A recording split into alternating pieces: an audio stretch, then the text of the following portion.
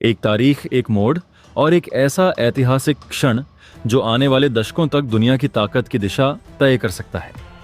जब भारत ब्रिक्स कमान संभालेगा, तब यह सिर्फ एक संगठन की अध्यक्षता नहीं होगी, बल्कि यह उस वैश्विक व्यवस्था को खुली चुनौती होगी जिसे पिछले 80 वर्षों से अमेरिका ने अपने डॉलर, अपनी सैन्य शक्ति और अपने आर्थिक दबदबे के दम पर नियंत्रित किया है। आज दुनिया एक ऐसे चौराहे पर खड़ी है जहां से दो रास्ते निकलते हैं।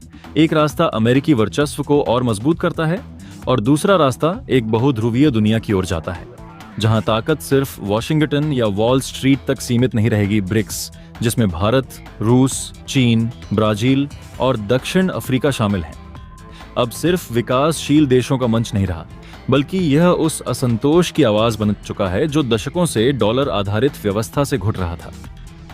और जैसे ही भारत इसकी कमान संभालने जा रहा है, अमेरिका के भीतर बेचैनी साफ दिखाई देने लगी है। यही वजह है कि डोनाल्ड ट्रंप जैसे नेता खुलकर धमकी देने लगे हैं कि अगर डॉलर को चुनौती दी गई तो 100% टैरिफ लगाए जाएंगे। सवाल यह है कि अगर ब्रिक्स इतना कमजोर होता तो अमेरिका को डर क्यों लगता? असलियत यह है कि अमेरिका जानता है कि खेल बदल रहा है। तेल की कीमतें अब सिर्फ डॉलर में तय हों, यह जरूरी नहीं रहा। रूस पहले ही चीन और भारत के साथ स्थानीय मुद्राओं में व्यापार कर रहा है। सऊदी अरब जैसे देश, जो कभी पेट्रो डॉलर सिस्टम के स्तंभ थे, अब युआन और अन्य मुद्राओं में सौदे करने की बात कर रहे हैं। यही वो दरार है जिससे अमेरिकी वर्चस्व की इमारत हिल रही है। भारत इस पूरी कहानी में सबसे अहम कड़ी बनकर उभर रहा है, क्योंकि भारत न तो पश्चिम का अंधभक्त है और न ही किसी खेमे का कठपुतली। भारत के पास जनसंख्या है, बाजार है, टेक्नोलॉजी है, रणनीतिक स्थिति है और सबसे बड़ी बात, कूटनीतिक संतुलन है। भारत अमेरिका से भी बात करता है, रूस से भी, ईरान से भी और यूरोप से भी। यही वजह है कि ब्रिक्स के भीतर भारत की भूमिका सिर्फ सदस्य की नहीं, बल्कि संतुलनकारी शक्ति की बन चुकी है। अमेरिका जानता है कि अगर भारत ने ब्रिक्स को सही दिशा दे दी, अगर स्थानीय मुद्राओं में व्यापार को संस्थागत रूप मिल गया, अगर न्यू डेवलपमेंट बैंक और वैकल्पिक भुगतान प्रणालियां मजबूत हो गईं, तो IMF और वर्ल्ड बैंक जैसे संस्थानों का दबदबा अपने आप कमजोर पड़ जाएगा। यही डर ट्रंप की धमकियों में झलकता है। 100% टैरिफ की बात दरअसल ताकत का नहीं, बल्कि घबराहट का संकेत है। इतिहास गवाह है कि जब भी कोई साम्राज्य ढलान पर होता है, वह पहले धमकाता है, फिर दबाव बनाता है और अंत में खुद अपने बोझ से गिरता है। आज अमेरिका भी उसी मोड़ पर खड़ा दिखता है। डॉलर की छपाई, बढ़ता कर्ज, आंतरिक राजनीतिक विभाजन और वैश्विक स्तर पर घटती विश्वसनीयता, ये सब संकेत हैं कि पुरानी व्यवस्था चरमरा रही है। दूसरी ओर ब्रिक्स धीरे धीरे एक वैकल्पिक ढांचा तैयार कर रहा है, बैंकिंग से लेकर ऊर्जा व्यापार तक, डिजिटल करेंसी से लेकर सोने के भंडार तक। रूस और चीन पहले ही गोल्ड रिजर्व बढ़ा चुके हैं। भारत भी लगातार सोना जमा कर रहा है। यह कोई संयोग नहीं, बल्कि भविष्य की तैयारी है, क्योंकि जब मुद्रा का भरोसा टूटता है, तब असली ताकत सोने और संसाधनों के पास होती है। भारत की भूमिका इसलिए भी निर्णायक है क्योंकि वह लोकतांत्रिक है, स्थिर है और विकास की गति में है। दुनिया के कई देश भारत को चीन के विकल्प के रूप में देख रहे हैं, एक ऐसा विकल्प जो न तो आक्रामक है, न ही अविश्वसनीय। ब्रिक्स के विस्तार के साथ जब नए देश जुड़ रहे हैं, तब भारत की कूटनीति यह तय करेगी कि यह मंच सिर्फ अमेरिका विरोधी गठबंधन न बन जाए, बल्कि एक संतुलित वैश्विक शक्ति बने। यही वजह है कि पश्चिमी मीडिया में अचानक ब्रिक्स को लेकर नकारात्मक नैरेटिव तेज हो गया है। कभी कहा जाता है कि यह बिखरा हुआ संगठन है, कभी कहा जाता है कि इसमें एकता नहीं है। लेकिन सच्चाई यह है कि डर उसी से लगता है जिसमें क्षमता होती है। अगर ब्रिक्स अप्रासंगिक होता तो व्हाइट हाउस से धमकियां नहीं आती। आज तेल, सोना और करेंसी, ये तीनों ऐसे हथियार बन चुके हैं जिनसे बिना गोली चलाए युद्ध लड़ा जा सकता है। और इस आर्थिक युद्ध में भारत की चालें बेहद सोच समझकर चल रही हैं। न वो अमेरिका से टकराव चाहता है, न ही उसकी गुलामी। वह एक नई वैश्विक व्यवस्था का रास्ता बना रहा है, जहां हर देश को अपनी शर्तों पर व्यापार करने की आजादी हो। यही वजह है कि आने वाला दशक सिर्फ युद्धों का नहीं, बल्कि करेंसी वॉर, ट्रेड वॉर और इकोनॉमिक पावर शिफ्ट का दशक होगा। और जब इतिहास लिखा जाएगा तो शायद यह कहा जाएगा कि असली बदलाव उस दिन शुरू हुआ जब भारत ने ब्रिक्स की कमान संभाली और दुनिया को दिखा दिया कि ताकत सिर्फ हथियारों से नहीं, बल्कि रणनीति, धैर्य और आर्थिक दूरदृष्टि से बनती है। अमेरिका का वर्चस्व एक दिन में खत्म नहीं होगा, लेकिन उसकी नींव हिल चुकी है। 2024 से 25 की दुनिया एक ऐसे मोड़ पर खड़ी है जहां ग्लोबल पावर का संतुलन धीरे धीरे लेकिन निर्णायक रूप से खिसक रहा है, और इसकी धुरी है ऊर्जा, मुद्रा और संसाधन। आज अगर कोई सबसे बड़ा आंकड़ा दुनिया की राजनीति को हिला रहा है तो वह यह है कि ब्रिक्स देशों के पास वैश्विक तेल उत्पादन का लगभग 42% हिस्सा है। यानी तेल उन्हीं के पास है, रिफाइनिंग क्षमता उन्हीं के पास है और खपत भी उन्हीं के अंदर हो रही है। जबकि दूसरी तरफ अमेरिका, जो दशकों तक दुनिया का ऊर्जा सुपर पावर रहा, अब धीरे धीरे एक बड़ा आयातक और वित्तीय नियंत्रक बनता जा रहा है।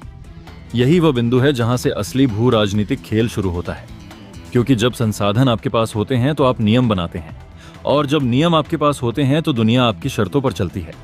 यही कारण है कि रूस पर कठोर प्रतिबंध लगाए गए, ईरान को आर्थिक रूप से घुटने टेकने पर मजबूर किया गया, वेनेजुएला को अंतर्राष्ट्रीय सिस्टम से लगभग काट दिया गया।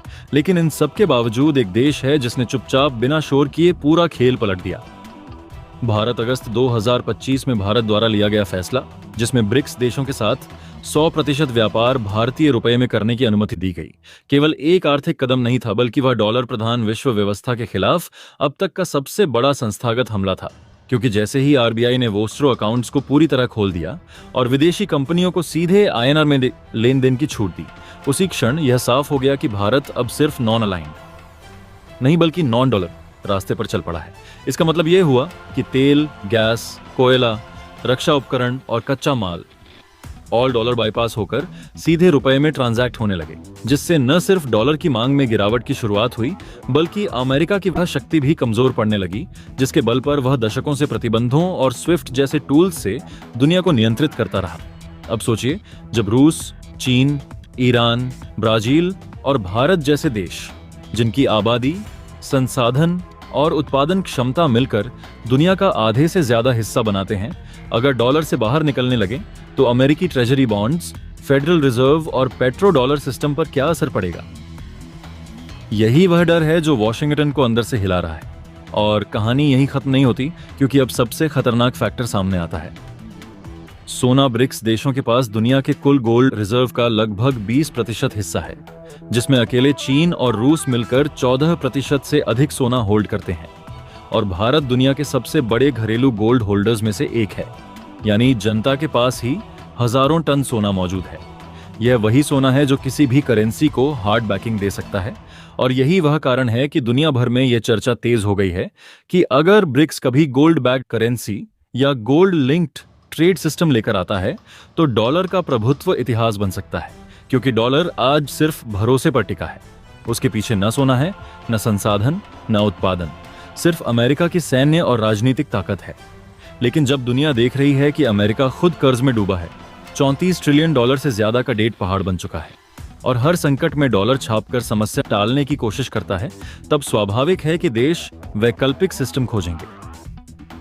भारत का रोल यहां निर्णायक बनता है, क्योंकि वह अकेला ऐसा देश है जो पश्चिम और पूर्व दोनों से रिश्ते रखता है, जिसके पास मजबूत बैंकिंग सिस्टम है, विशाल उपभोक्ता बाजार है, टेक्नोलॉजी है, और सबसे बड़ी बात राजनीतिक स्थिरता है। यही वजह है कि जब भारत ने रुपए में व्यापार का रास्ता खोला तो वह सिर्फ एक आर्थिक सुविधा नहीं थी, बल्कि एक संकेत था कि अगली विश्व व्यवस्था बहुध्रुवीय होगी, जहां डॉलर अकेला राजा नहीं रहेगा। अमेरिका इस बदलाव को खतरे की तरह देख रहा है, इसलिए दबाव, नैरेटिव वॉर, रेटिंग एजेंसियों की चेतावनियां और रणनीतिक बयानबाजी तेज हो गई है। लेकिन जमीनी सच्चाई यह है कि ऊर्जा, सोना और उत्पादन अब पश्चिम से निकलकर एशिया और ग्लोबल साउथ की ओर शिफ्ट हो चुका है। अगर आने वाले वर्षों में ब्रिक्स अपने बैंकिंग सिस्टम को और मजबूत करता है, आपसी व्यापार को पूरी तरह स्थानीय मुद्राओं में शिफ्ट करता है और किसी रूप में गोल्ड बैक्ड सेटलमेंट मॉडल लाता है, तो यह 1944 के ब्रेटन वुड्स सिस्टम के बाद सबसे बड़ा वित्तीय भूचाल होगा। उस स्थिति में डॉलर की मांग गिरेगी, अमेरिकी बॉन्ड कमजोर होंगे और वैश्विक शक्ति संतुलन पहली बार वास्तव में मल्टीपोलर बनेगा, जहां भारत सिर्फ एक खिलाड़ी नहीं बल्कि गेम चेंजर होगा। और शायद यही वजह है कि आज दुनिया की असली जंग मिसाइलों से नहीं बल्कि करेंसी, तेल और सोने से लड़ी जा रही है, और इस जंग में ब्रिक्स चुपचाप लेकिन बेहद खतरनाक बढ़त बना चुका है। अब दुनिया जिस ऐतिहासिक मोड़ पर खड़ी है, वहां से आगे का रास्ता सिर्फ आर्थिक नहीं बल्कि पूरी वैश्विक सत्ता संरचना को पलट देने वाला है। और इसी मोड़ पर ब्रिक्स का नया पेमेंट सिस्टम किसी परमाणु धमाके से कम नहीं माना जा रहा। एक ऐसा सिस्टम जो न स्विफ्ट पर निर्भर होगा, न डॉलर पर, बल्कि सीधे देश से देश लेन देन की वह व्यवस्था बनाएगा जो दशकों से अमेरिका की सबसे बड़ी ताकत रही है, और अब वही ताकत उसके हाथ से फिसलती दिख रही है। रूस और ब्राजील का खुले तौर पर यह कहना कि यह संभव है और बहुत जल्द हकीकत बनेगा सिर्फ बयान नहीं बल्कि एक संकेत है कि दुनिया अब वेस्टर्न फाइनेंशियल ऑर्डर से बाहर निकलने के लिए तैयार है, क्योंकि जब स्विफ्ट से बाहर करने का हथियार रूस पर चला और उसने फिर भी अपनी अर्थव्यवस्था को संभाल लिया, तब दुनिया ने समझ लिया कि डॉलर की बादशाहत अजेय नहीं है। आज चीन युआन में तेल खरीद रहा है, रूस रूबल में गैस बेच रहा है, ब्राजील लोकल करेंसी से ट्रेड कर रहा है, ईरान प्रतिबंधों के बावजूद सिस्टम बना चुका है और भारत चुपचाप अपनी रणनीतिक चालें चल रहा है। यही वजह है कि 2026 के आसपास दुनिया के मल्टीपोलर होने की बात कोई कल्पना नहीं बल्कि एक ठोस जियोपॉलिटिकल रियलिटी बनती जा रही है, क्योंकि जब एक से ज्यादा पावर सेंटर बनते हैं तो किसी एक देश का डॉलर, उसकी ब्याज दरें या उसके प्रतिबंध पूरी दुनिया को कंट्रोल नहीं कर पाते। आज अमेरिका की सबसे बड़ी ताकत उसकी सेना नहीं बल्कि डॉलर है, क्योंकि दुनिया का तेल डॉलर में बिकता है, इंटरनेशनल ट्रेड डॉलर में होता है और विदेशी रिजर्व डॉलर में रखे जाते हैं। लेकिन जैसे ही ब्रिक्स का पेमेंट सिस्टम मजबूती से खड़ा होगा, वैसे ही यह चक्र टूटने लगेगा। तेल युआन, रुपए या ब्रिक्स करेंसी में बिकेगा, ट्रेड डायरेक्ट सेटल होगा, स्विफ्ट की जरूरत खत्म होगी और अमेरिकी बैंक इस गेम से बाहर होने लगेंगे। यही कारण है कि अमेरिका घबराया हुआ है, यूरोप असमंजस में है और ग्लोबल साउथ को पहली बार लग रहा है कि अब उन्हें वॉशिंगटन परमिशन लेने की जरूरत नहीं पड़ेगी।